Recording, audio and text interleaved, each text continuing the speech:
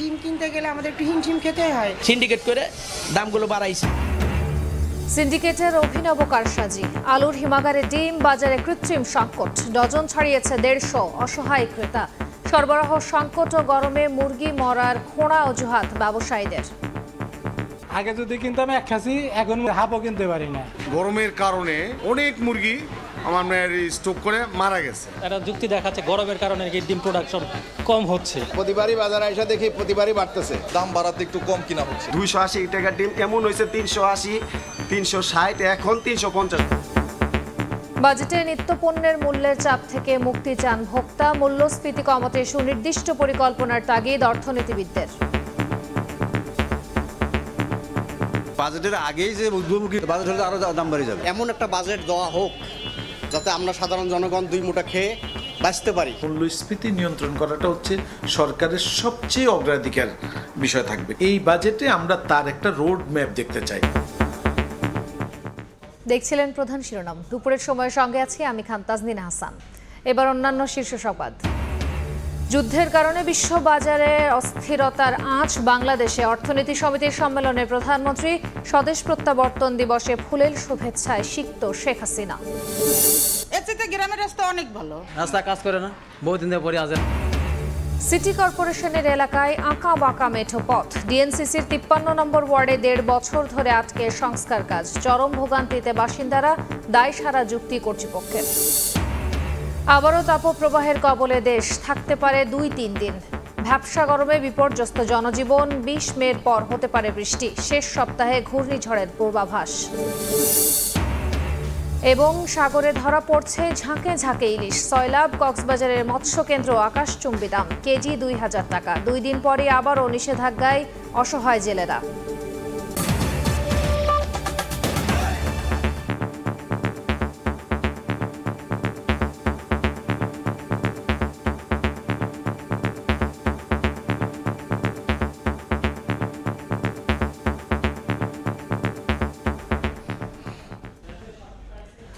সিন্ডিকেটের অভিনব কারসাজি। বিভিন্ন জেলায় হিমাগারে অবৈধভাবে মজুত করে কৃত্রিম সংকট তৈরি করছেন অসাধু ব্যবসায়ীরা। আর এতে প্রায় 30 টাকা বেড়ে ডজন ছাড়িয়েছে 150। হুট করে দাম বাড়ায় ক্ষুব্ধ ক্রেতা, আর সরবরাহ কমের খোঁড়া অজুহাত বিক্রেতাদের। থরে থরে সাজানো ডিম, তবে এটি কোনো বাজারের দৃশ্য নয়। হিমাগারে আলুর জায়গায় খাঁচায় খাঁচায় মজুত করা হয়েছে ডিম। এদিকে কৃত্রিম সংকট দেখিয়ে মাদারীপুরে ডিমের হালিতে বাড়ানো হয়েছে 12 থেকে 15 টাকা। কোম্পানি বলছে ডিমের বাজার নিয়ে এখন ভেজাল চলতেছে, ওরাও সঠিকভাবে বলতে পারতেছে না। গত সপ্তাহে ছিল আপনার 140 টাকা, এই সপ্তাহে চলতেছে আপনার 150 টাকা। আগের মতো তো কিনে খাইতে পারছি না, আমাদের ক্রয় ক্ষমতার বাইরে চলে গেছে। অবৈধ মজুদে ডিমের বাজারে আবারও অস্থিরতা। গাজীপুর, চট্টগ্রাম, সাভার সহ দেশের বিভিন্ন জায়গায় হালি প্রতি ডিম বিক্রি হচ্ছে 50 থেকে 55 টাকা পর্যন্ত। সপ্তাহের ব্যবধানেই ডজনে দাম বেড়েছে 30 টাকা পর্যন্ত।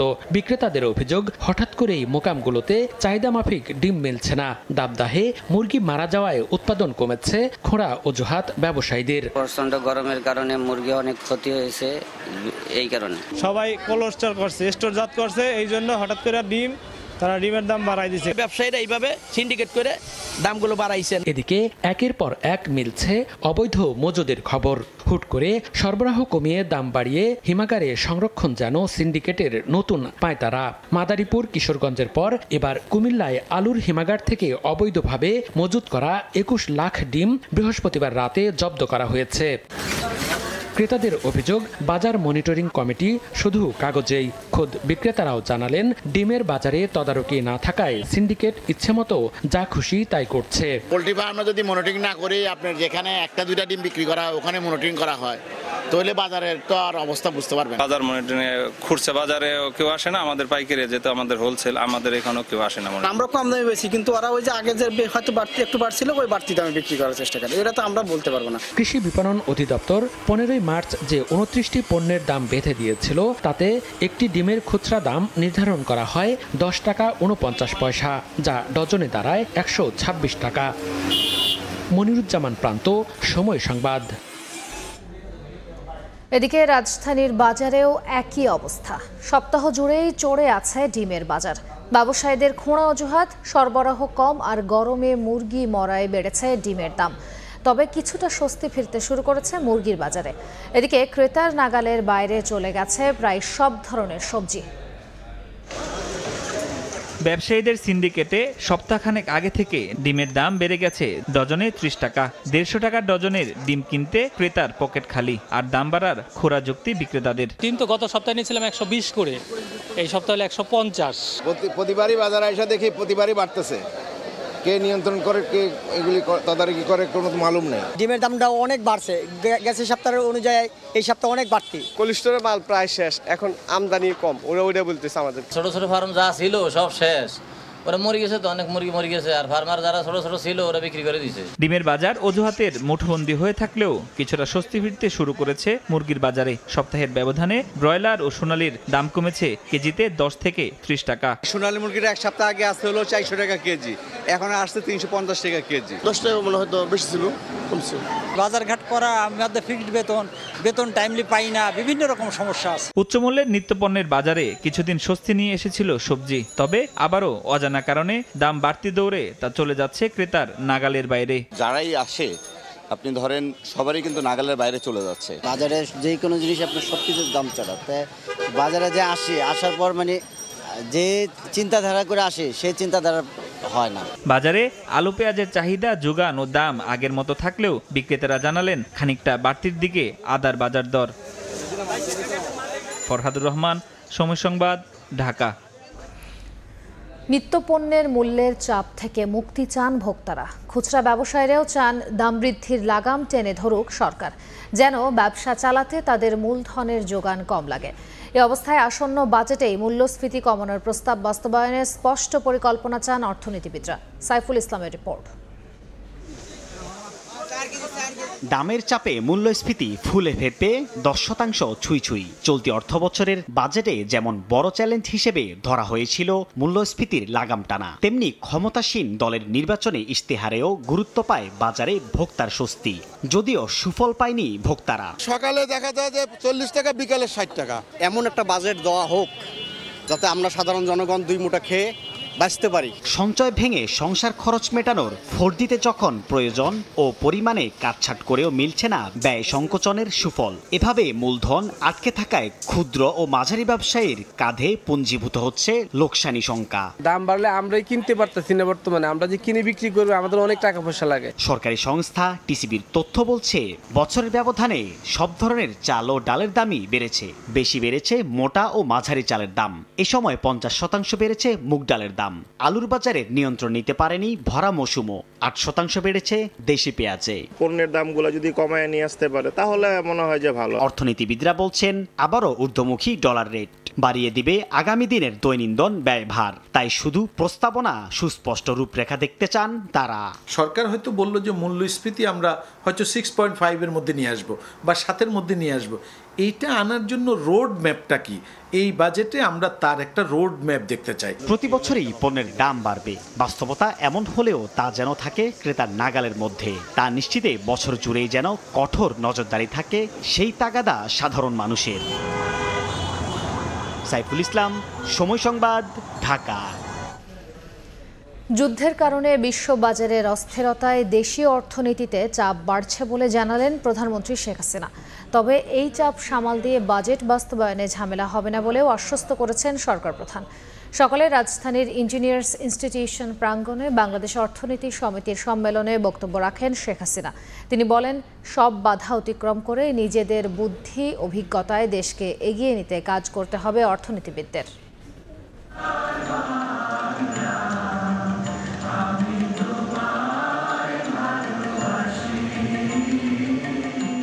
দেশের পেশাজীবী অর্থনীতিবিদদের জাতীয় পর্যায়ের সংগঠন বাংলাদেশ অর্থনীতি সমিতির দ্বিবার্ষিক সম্মেলনের আয়োজন হয় রাজধানীর রমনায়। ছুটির দিন সকালে ইঞ্জিনিয়ার্স ইনস্টিটিউশন প্রাঙ্গণে এই আয়োজনে প্রধান অতিথি ছিলেন প্রধানমন্ত্রী শেখ হাসিনা।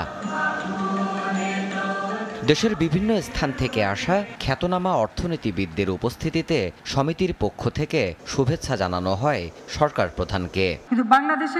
সম্মেলনে দেয়া বক্তব্যে শেখ হাসিনা জানান, দেশ যখন এগিয়ে যাচ্ছিল তখন বৈশ্বিক কিছু ইস্যুতে দেশীয় অর্থনীতিতেও চাপ বাড়ছে। বলেন, সব সামাল দেওয়ার চেষ্টা চলমান রেখেছে সরকার। গাজার উপরে যে ইসরায়েলের হামলা এবং গণহত্যা, তার ফলে আজকে কি হয়েছে, পরিবহন ব্যয় বেড়েছে, পরিচালন ব্যয় বেড়েছে, ডলারের দাম বেড়ে গেল, প্রত্যেকটা জিনিসের দাম বেড়ে গেল, আমাদেরও খরচ বেড়ে গেল, ঋণের সুদ বেশি দিতে হচ্ছে, সব দিক থেকে একটা প্রচণ্ড চাপ। টেকসই উন্নয়নের মাধ্যমে আগামীর বাংলাদেশকে এগিয়ে নিতে অর্থনীতিবিদদের নিজস্ব গবেষণা নীতি অনুসরণের আহ্বান জানান প্রধানমন্ত্রী। আমাদের অর্থনীতি গতিটা যেভাবে আমরা এগিয়ে নিয়ে যাচ্ছিলাম, মাঝখানে এই কয়েকটা আন্তর্জাতিক ঘটনার জন্যই আমাদের বাধা হলো। 6 তারিখে বাজেট দেব, ইনশাআল্লাহ বাজেট আমরা ঠিকমতো দিতে পারবো এবং বাজেট আমরা বাস্তবায়নও করব। আমি অর্থনীতিবিদদের কাছে এটাই চাই যে দেশের মাটি মানুষ, তাদের কথা চিন্তা করে আপনাদের নীতিমালা প্ল্যান প্রোগ্রাম করবেন। ওই কেউ একজন দু এক দিনের জন্য দেশে এসে আমাদেরকে উপদেশ দিয়ে যাবে, ওই উপদেশ আমাদের কাজে লাগবে না। হতাশ না হয়ে সব বাধা অতিক্রম করেই দেশকে এগিয়ে নিতে অর্থনীতিবিদদের পাশে চান সরকার প্রধান শেখ হাসিনা। উত্থান পতন, চড়াই উচ্চাই থাকবেই, সেগুলি অতিক্রম করে করে আমাদের এগিয়ে যেতে হবে। দেবাশিস রায়, সময় সংবাদ, ঢাকা। ষড়যন্ত্র মোকাবিলা করেই জনগণের সমর্থন নিয়ে আওয়ামী লীগ ক্ষমতায় বসেছে জানিয়ে প্রধানমন্ত্রী শেখ হাসিনা বলেছেন, এই অর্জন ধরে রেখে সামনে এগিয়ে যেতে হবে। সকালে গণভবনে আওয়ামী লীগ ও সহযোগী সংগঠনের নেতাদের সঙ্গে শুভেচ্ছা বিনিময়ে সংক্ষিপ্ত বক্তব্য রাখেন সরকার প্রধান। তিনি বলেন, দেশের সবচেয়ে বড় ও গ্রহণযোগ্য রাজনৈতিক দল হিসেবে আওয়ামী লীগকেই জনসমর্থন নিয়ে সোনার বাংলা গড়তে কাজ করে যেতে হবে। ৪৩ বছর আগে আজকের এই দিনেই নির্বাসিত জীবন থেকে দেশে ফিরেছিলেন স্বজনহারা শেখ হাসিনা। এরপর থেকেই লড়াই সংগ্রামের নতুন নতুন রেকর্ড আর ইতিহাসের বাঁক পেরিয়ে তিনি এখন পর্যন্ত দেশের সবচেয়ে বেশি সময় ধরে দায়িত্ব পালন করা সরকার প্রধান। স্বদেশ প্রত্যাবর্তন দিবসের সকালে দলীয় সভাপতিকে শুভেচ্ছা জানাতে গণভবনে হাজির হয়েছিলেন দলের কেন্দ্রীয় নেতারা। উপস্থিত ছিলেন দলের অঙ্গ ও সহযোগী সংগঠনের নেতারাও। একে একে ফুল দিয়ে প্রধানমন্ত্রীকে প্রত্যাবর্তনের শুভেচ্ছা জানান উপস্থিত সবাই। নেতাকে হত্যা করা হলো, কারফিউ জারি। এ সময় নেতাদের উদ্দেশ্যে সংক্ষিপ্ত বক্তব্য রাখেন সরকার প্রধান। তার স্মৃতিচারণে আসে ভয়াল আর বিরুদ্ধ স্রোতে এগিয়ে যাওয়ার গল্প। আমি যখন যাই, কামাল, জামাল, রাসেল, খুকি, রোজি সবাই এয়ারপোর্টে ছিল। আর আমি যখন ফিরে আসলাম, হাজার হাজার মানুষ, কিন্তু আমি পেলাম বনানীতে সারি সারি খবর। আমি ফিরে এসেছি, আমি জানতাম না আমি কোথায় থাকবো, কি করব, কিভাবে চলবো, সেগুলি চিন্তা করিনি। সেই অতীত স্মরণ করিয়ে শেখ হাসিনা নেতাদের বলেন, দায়িত্ববোধ নিয়ে কাজ করে যেতে হবে রাজনীতির মাঠে। কেননা 15ই আগস্টের পর হতাশাগ্রস্ত জাতিকে টেনে তোলার উদ্যোগ অন্য কেউ নেয়নি। লড়াই করতে করতে সংগ্রাম করি আমরা 5মবারের মতো আওয়ামী লীগ ক্ষমতা এসেছে। আজকে আমরা অন্তত একটু বলতে পারি যে দেশটা বদলে যাওয়া আমরা বদলাতে পেরেছি। হতাশ জাতিকে টেনে তোলা যায় না, কাজে তাদের মধ্যে আশার আলো জাগাতে হয়, তাদেরকে সামনে ভবিষ্যৎ দেখাতে হয়, ভবিষ্যতের উন্নত জীবনের একটা চিত্র তুলে ধরতে হয়। তবেই মানুষকে নিয়েই তো কাজ করতে হবে, তবেই মানুষকে নিয়ে কাজ করা যায়, এবং আমরা সেটাই করার চেষ্টা করেছি। দেশের সবচেয়ে গ্রহণযোগ্য দল হিসেবে জনগণের আস্থা বিশ্বাস নিয়েই সামনে এগিয়ে যেতে সবার প্রতি পরামর্শ আওয়ামী লীগ প্রধানের। আওয়ামী লীগ বাংলাদেশে সবথেকে শক্তিশালী এবং বড় সংগঠন, এটা হলো বাস্তব। সবথেকে জনগণের কাছে সবথেকে গ্রহণযোগ্য দল আওয়ামী লীগ। প্রতিবার চক্রান্ত হয়, সেই চক্রান্ত মোকাবেলা করেই কিন্তু আমরা বেরিয়ে আসি। তা আমাদেরকে এটা ধরে রাখতে হবে। নিজের জীবনকে তুচ্ছ করে দেশ দশের উন্নয়নে শেষ নিঃশ্বাস পর্যন্ত কাজ করে যাবেন দৃঢ় প্রত্যয় শেখ হাসিনার। কি পেলাম না পেলাম সে চিন্তা করিনি, ভবিষ্যৎ কি তাও চিন্তা করি না। চিন্তা করি দেশের মানুষের ভবিষ্যৎটা আর সুন্দরভাবে গড়ে তুলে দিয়ে যাব। দেবাশিস রায়, সময় সংবাদ, ঢাকা। তীব্র গরমে ওষ্ঠাগত প্রাণ প্রকৃতি, আবারও তাপপ্রবাহের কবলে দেশ। থাকতে পারে আরও 2-3 দিন। 20 মের পর বৃষ্টি হলে তাপমাত্রা কমতে পারে 1 থেকে 3 ডিগ্রি। শেষ সপ্তাহে আসতে পারে ঘূর্ণিঝড়। তবে জলীয় বাষ্পের পরিমাণ বাড়ায় অস্বস্তি খুব একটা কমবে না বলে জানিয়েছে আবহাওয়া অফিস। মাসব্যাপী সারা দেশে তীব্র তাপপ্রবাহের ধকল কাটতে না কাটতেই আবারও গরমের দাপট। অতিষ্ঠ হয়ে উঠেছে জনজীবন। সূর্যের গনগনে তাপে উপায় না পেয়ে ফুটওভার ব্রিজের ছায়াতে একটু জিরিয়ে নেওয়ার চেষ্টা। পেটের দায়ে যশোর থেকে ঢাকায় আসা রেজাউল করিম বলছিলেন, রিকশার চাকা না ঘুরলে ঘুচবে না পেটের ক্ষুধা।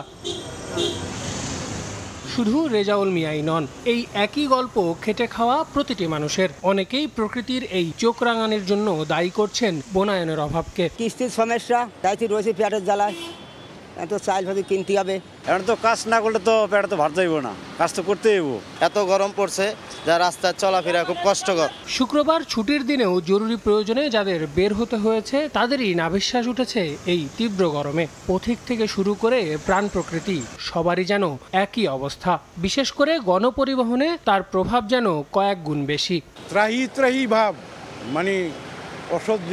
অনেক কষ্ট করে গাড়ি চালাইতে হয়, কর্ম শিখছি এই জন্য কষ্ট করে গাড়ি চালাই। এখানে গণপরিবহনে আরো অনেক বেশি কষ্ট, যে ব্যবসা গরমে অতিষ্ঠ হয়ে যায়, জামা কাপড় ভিজে যায়। আগামী 20 মে সারা দেশে বিচ্ছিন্নভাবে বৃষ্টির সুখবর দিলেও চলমান দাবদাহের সতর্কবার্তা আরও 48 ঘন্টা থাকতে পারে বলে জানিয়েছে আবহাওয়া অফিস। আজকে হয়তোবা আবারও 24 থেকে 48 ঘন্টা সময়ের জন্য তাপপ্রবাহের সতর্কবার্তা দেওয়া হতে পারে। 19 তারিখের পর থেকেই দেশে বৃষ্টিপাতের যে প্রবণতা, সেই প্রবণতাটা বৃদ্ধি পেতে পারে। 20 তারিখে সারা দেশে বৃষ্টিপাত হওয়ার সম্ভাবনা রয়েছে। চলতি মাসে বঙ্গোপসাগরে দু একটি লঘুচাপ সৃষ্টি হতে পারে, যা রূপ নিতে পারে ঘূর্ণিঝড়ে। আল আমিন তুষার, সময় সংবাদ, ঢাকা। গরমের আরো খবর জানাতে এই মুহূর্তে রংপুর শাপলা চত্বর এলাকায় আছেন রিপোর্টার আব্দুর রশিদ জীবন। সরাসরি যাচ্ছি তার কাছে। টানা তাপপ্রবাহ কিন্তু আবারও কিন্তু বৃদ্ধি পাচ্ছে। গত কয়েকদিন আসলে বিরতির পর আমরা যেটি দেখছি যে রংপুর অঞ্চলে তাপমাত্রা পারদ এটি কিন্তু 36 থেকে 38 ডিগ্রি পার করছে এই রংপুর অঞ্চলে। এবং আমরা যেটি দেখছি যে রংপুরের যে জনজীবন এটি কিন্তু প্রচন্ড তাপপ্রবাহ কিন্তু একেবারে অতিষ্ঠ। বিশেষ করে বর্তমানে যে সময়, এই সময় কিন্তু আসলে মানুষ ঘর থেকে অতি প্রয়োজন ছাড়া কিন্তু বের হচ্ছে না। এবং যারা খেটে খাওয়া মানুষ, শ্রমজীবী মানুষ, তারা কিন্তু সবচাইতে বেশি বিপাকে পড়েছেন। বিশেষ করে যেহেতু এই গরমে, প্রচন্ড গরমের সময় মানুষ আসলে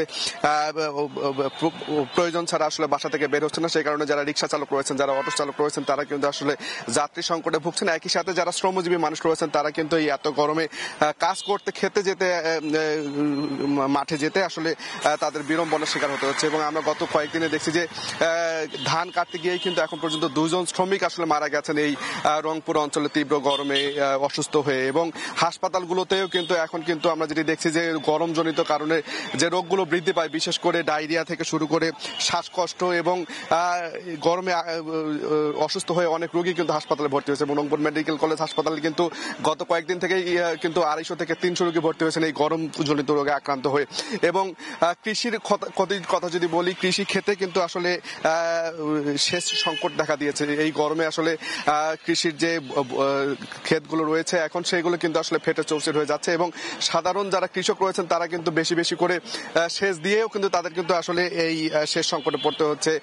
ভালো করে কৃষির যে ক্ষতি, সেটি কিন্তু আসলে বেশি করে হচ্ছে। এবং সাধারণ মানুষ যারা রয়েছেন, তারা কিন্তু একটু গাছের ছায়া পেলেই, একটু ছায়াযুক্ত জায়গা পেলেই তারা কিন্তু আসলে সেখানে বসে একটু বিশ্রাম করে নিচ্ছেন। এবং আবহাওয়া অফিস যেটি বলছে যে এই যে তাপপ্রবাহের যে মাত্রা, সেটি কিন্তু আরো কয়েকদিন কিন্তু থাকবে। এবং 20 তারিখের আগে কিন্তু রংপুরে কিন্তু বৃষ্টি হওয়ার কোনো সম্ভাবনা নাই। এবং তারা যেটি বলছেন, যেহেতু আসলে এই তাপপ্রবাহ আরো কয়েকদিন থাকবে, সেক্ষেত্রে ডাক্তাররাও কিন্তু আসলে সাধারণ যারা মানুষ রয়েছেন তাদেরকে কিন্তু সতর্ক থাকার কথা বলেছেন। বিশেষ করে যেহেতু গরম, প্রচন্ড গরম, এই গরমে তাদেরকে আসলে বের হতে নিষেধ করছেন। এবং একই সাথে আমরা যেটি দেখছি যে এই গরমের প্রতি আসলে মানুষকে সচেতন থাকার কথা বলছেন। এবং সাধারণ যারা মানুষ রয়েছেন, তারা কিন্তু আসলে এই গরমে একেবারে অতিষ্ঠ দিন পার করছেন। তো সব মিলে এই ছিল রংপুর থেকে তাপপ্রবাহের সবশেষ।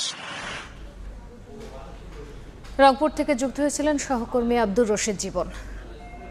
ইউনিয়ন থেকে সিটি কর্পোরেশন হলেও ভাগ্য বদলায়নি ডিএনসিসির 53 নম্বর ওয়ার্ডের বাসিন্দাদের। কাগজে কলমে ঢাকার বাসিন্দা, অথচ মাটির রাস্তা। কাজ শুরু হলেও 1.5 বছর ধরে বন্ধ, তাই দুর্ভোগও সীমাহীন। সামনে বর্ষাকাল, তাই বাইরে বের হওয়া নিয়েই শঙ্কায় রানা ভোলার বাসিন্দারা। কাউন্সিলর বলছেন সীমানা জটিলতায় আটকে আছে কাজ, যদিও মেয়র শোনালেন আশার বাণী। যেন গ্রামের মেঠো পথ, আঁকাবাঁকা উঁচু নিচু, গাড়ি তো দূরের কথা রিকশাই চালাতে হয় গায়ের জোরে। এখানে যাত্রী নিয়ে প্যাডেল দিয়ে নয়, ঠেলে ঠেলেই চলে এই বাহন। এর চেয়ে গ্রামের রাস্তা অনেক ভালো, চালাইতে অসুবিধা হয়, ঝাঁকি লাগে, প্যাসেঞ্জার উঠতে চায় না। পাহাড়ের মতো তাদের টানাই লাগে, টাইলে তার উঠা যায় না। আমাকে তো মেলা কষ্ট হয়ে যায় যাওয়া আসা, তারপরে গরিব মানুষ চালান লাগে। গাড়ি চলা তো আরো দুষ্কর, ভুলে যদি এই পথে গাড়ি নিয়ে কেউ ঢুকেছে তাহলেই ফেসে গেছে। মালামাল আনা নেওয়া ভাড়া ডবলের চেয়ে বেশি লাগে। আগে যেখানে ভাড়া লাগতো ব্যান গাড়িতে 300 টাকা, এখন লাগে 700-800 টাকা। রাস্তা কাজ করে না, বহুদিন ধরে পরে আছে রাস্তা, এই জন্যে।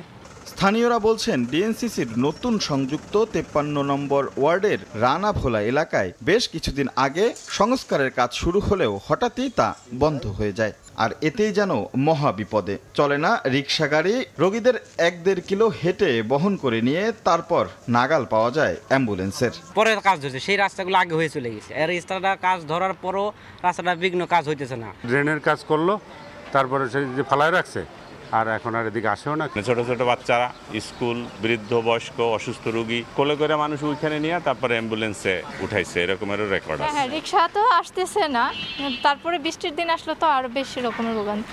স্থানীয় কাউন্সিলর বলছেন সীমানা জটিলতায় আটকে আছে কাজ, যদিও মেয়রের আশ্বাস চলতি বছর দুর্ভোগটা কমিয়ে অন্তত সহনীয় পর্যায়ে নিয়ে আসা যাবে। মানুষের রাস্তার খুব প্রয়োজন, কিন্তু এই রাস্তাগুলো করতে গিয়া কারো 1 ফিট 1.5 ফিট ভাঙ্গার যে এইটা মানুষ কেন জানি দিতে চায় না। এই মুহূর্তে যেহেতু সরকার বলেছে কোনো ল্যান্ড অ্যাকুইজিশন করা যাবে না, কারণ তাদেরকে 3 গুণ দাম দিতে হয়, সেই টাকাও কিন্তু নেই আমাদের কাছে। সুতরাং আমরা এই মুহূর্তে মেইন যে পাইপ যেগুলো আছে এগুলোকে বসিয়ে অ্যাটলিস্ট জলবদ্ধতার থেকে আমরা জনগণকে রেহাই দিতে চাই। যদিও নতুন 18টি ওয়ার্ডের কাজ সর্বোচ্চ গুরুত্ব দিয়ে সম্পন্ন করার কথা জানিয়েছেন আতিকুল ইসলাম। রাশেদ লিমন, সময় সংবাদ, ঢাকা। এখনো অনিশ্চয়তা কাটেনি হজ যাত্রীদের। ভিসা জটিলতা সমাধানে 14টি এজেন্সির সঙ্গে বৈঠকে বসবে হাব। সংশ্লিষ্ট এজেন্সিগুলোকে আগামীকালের মধ্যে সমস্যা সমাধানে সময় বেঁধে দিয়েছে ধর্ম মন্ত্রণালয়। এদিকে আজ 6টি ফ্লাইটে সৌদি আরবে যাচ্ছেন প্রায় 2,500 মুসল্লি। বাংলাদেশের জন্য 1.25 লাখের বেশি কোটা থাকলেও চলতি বছর পবিত্র হজ পালনের উদ্দেশ্যে নিবন্ধন করেন 85,000-এর বেশি ধর্মপ্রাণ। এর মধ্যে 80,000-এর বেশি হজযাত্রীর ভিসা হলেও কিছু এজেন্সির গাফিলতির কারণে ভিসা পাননি 4,000-এর মতো হজযাত্রী। দায়ীদের চিহ্নিত করে ধর্ম মন্ত্রণালয় হজ ব্যবস্থাপনায় বিশৃঙ্খলার শঙ্কার কথা উল্লেখ করে 6টি এজেন্সিকে কারণ দর্শানোর নোটিশ দেয়। এছাড়া আরও 8টি এজেন্সি হজযাত্রীদের পিআইডি নম্বর বা মূল পরিচয়পত্র নম্বর সংগ্রহ করেনি বলে জানান হজ পরিচালক। এতে করে সৌদি আরবে বাড়ি ভাড়া সহ জটিলতা দেখা দিয়েছে হজযাত্রীদের ভিসার বিষয়ে। প্রত্যেক হজযাত্রী অবশ্যই বেসরকারি মাধ্যম, সরকারি মাধ্যম সকলে হজে যাবেন।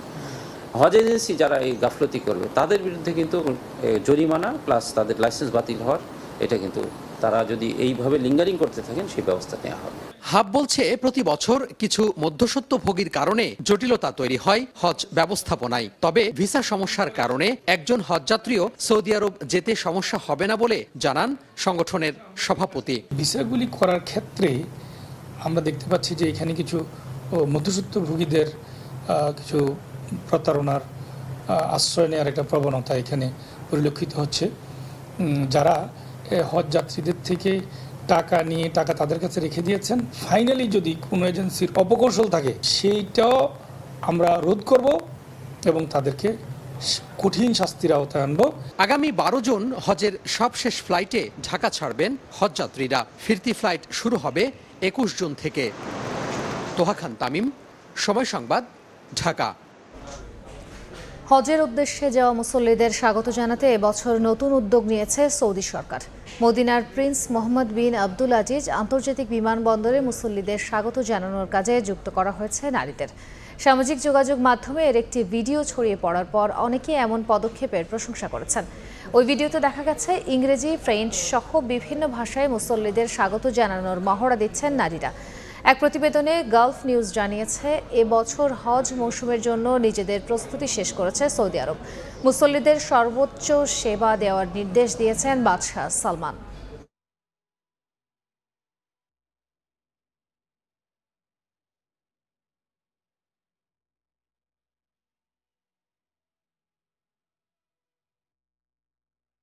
অবশেষে সাগরে জেলেদের জালে ধরা পড়ছে ঝাঁকে ঝাঁকে ইলিশ, কিন্তু পাইকারিতেই আকাশচুম্বী দাম কেজি ২,০০০ টাকা।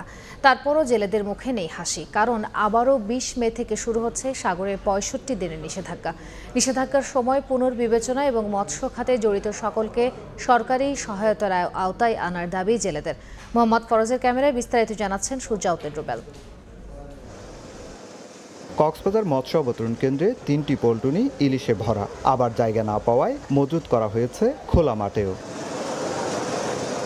শ্রমিক ও মাছ ব্যবসায়ীরা ২ কেজি ইলিশ ১ কেজির বেশি ৮০০ গ্রাম ও ৩০০ গ্রাম থেকে ৫০০ গ্রাম ইলিশ আলাদা করছেন। বাছাই শেষে দ্রুত করা হচ্ছে প্যাকেটজাত।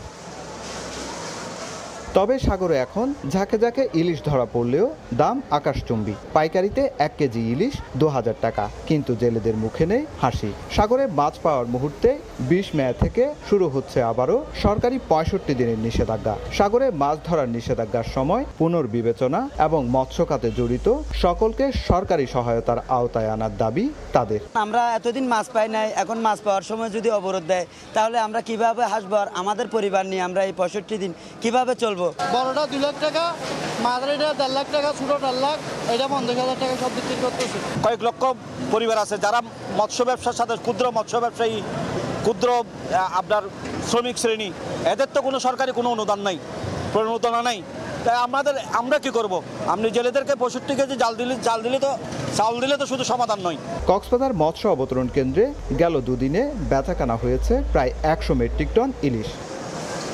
সুজাউদ্দিন রুবেল, সময় সংবাদ, কক্সবাজার।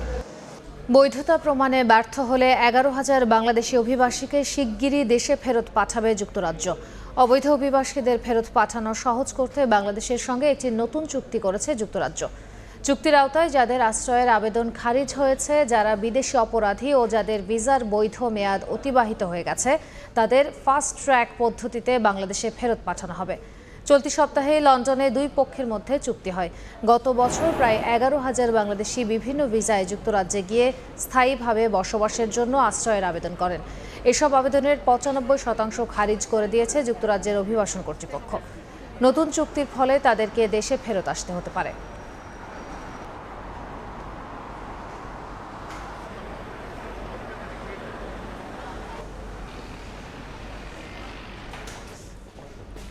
খেলার খবর। ২৬ ঘন্টা ভ্রমণ শেষে যুক্তরাষ্ট্র পৌঁছেছে বাংলাদেশ। আজ ভোরে হিউস্টনের জর্জ বুশ ইন্টারকন্টিনেন্টাল বিমানবন্দরে পৌঁছান শান্ত সাকিবরা। যুক্তরাষ্ট্রে শনিবার থেকে অনুশীলন শুরু করবে দল। এদিকে বিশ্বকাপের ওয়ার্ম আপ ম্যাচের সূচি প্রকাশ করেছে আইসিসি। একজন ভারতের বিপক্ষে প্রস্তুতি ম্যাচে অংশ নেবে লাল সবুজ। বিশ্বকাপের স্বপ্ন ছুঁতে ১৪,০০০ কিলোমিটারের লম্বা যাত্রা। দীর্ঘ ভ্রমণ ক্লান্তির ধকল মাথায় নিয়ে বুধবার রাতে যুক্তরাষ্ট্র পাড়ি জমান শান্তরা। মাঝে সংযুক্ত আরব আমিরাতের দুবাইয়ে সামান্য বিশ্রাম। এরপর আবারও হাওয়াই জাহাজে চেপে টেক্সাস অভিমুখে টিম বাংলাদেশ। ২৬ ঘন্টার লম্বা ভ্রমণ শেষে অবশেষে হোস্টনের জর্জ বুশ ইন্টারকন্টিনেন্টাল এয়ারপোর্টে শান্ত সাকিবরা। দীর্ঘযাত্রায় ক্রিকেটারদের চোখে মুখে ক্লান্তির ছাপ স্পষ্ট।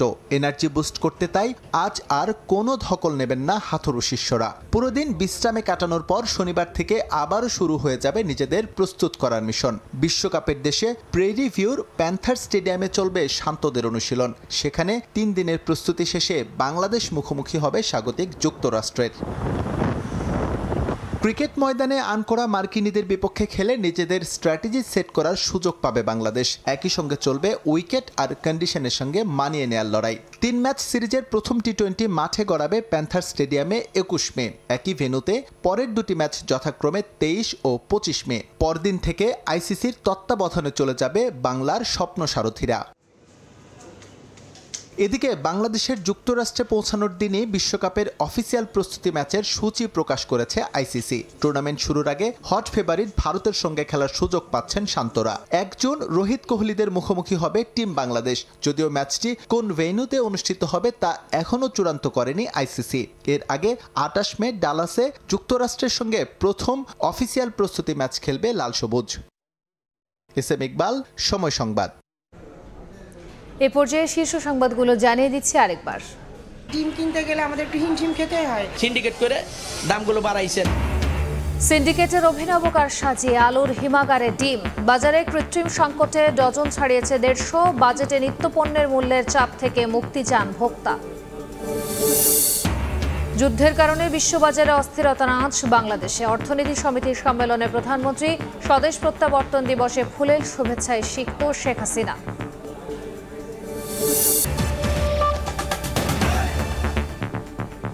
এই ছিল দুপুরের সময়। এরপর বিভাগীয় সময়ের সঙ্গে থাকবেন ওমরিনা। ধন্যবাদ তাজদিন। বিভাগীয় সময় নিয়ে ফিরছে কিছুক্ষণ পর, সঙ্গে থাকুন সময়ে।